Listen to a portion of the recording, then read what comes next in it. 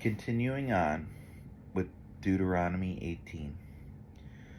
The Levitical priests, all the tribe of Levi, shall have no portion or inheritance with Israel. They shall eat the Lord's food offering as their inheritance. They shall have no inheritance among their brothers. The Lord is their inheritance, as he promised them. And this shall be the priest's due from the people, from those offering a sacrifice, whether an ox or a sheep. They shall give to the priest the shoulder, and the first, and the two cheeks, and the stomach, the first fruits of your grain, of your wine, and of your oil, and the first fleece of your sheep you shall give him. For the Lord your God has chosen him out of all your tribes to stand and minister in the name of the Lord, him and his sons for all time. And if a Levite comes from any of your towns out of Israel where he lives, and he may come when he desires to the place that the Lord will choose, and ministers in the name of the Lord God, in the name of the Lord his God, like all his fellow Levites who stand to minister there before the Lord, then he may have equal portions to eat, besides what he receives from the sale of his patrimony. When you came into the land that the Lord your God is giving you, when you come into the land that the Lord your God is giving you, you shall not learn to follow the abominable practices of those nations.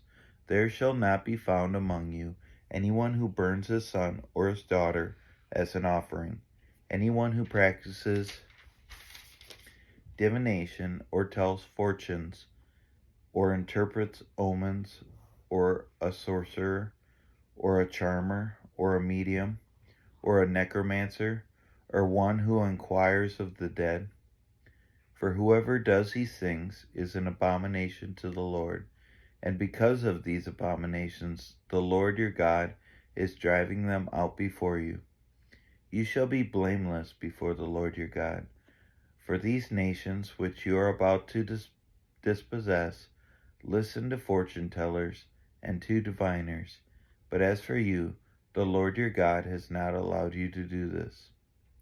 The Lord your God will raise up for you a prophet like me from among you, from your brothers. It is to him you shall listen, just as you desired of the Lord your God at Horeb on the day of the assembly, when you said, Let me not hear again the voice of the Lord my God, or see this great fire any more, lest I die.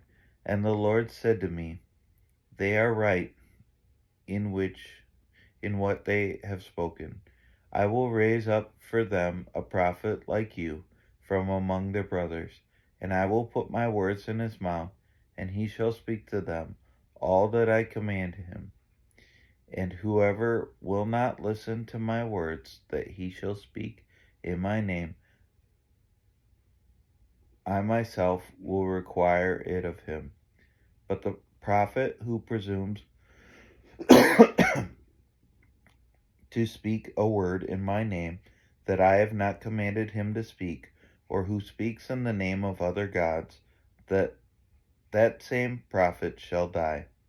And if you in your heart, how many we know the word that the Lord has not spoken, when a prophet speaks in the name of the Lord, if the word does not come to pass or come true, that is a word that the Lord has not spoken.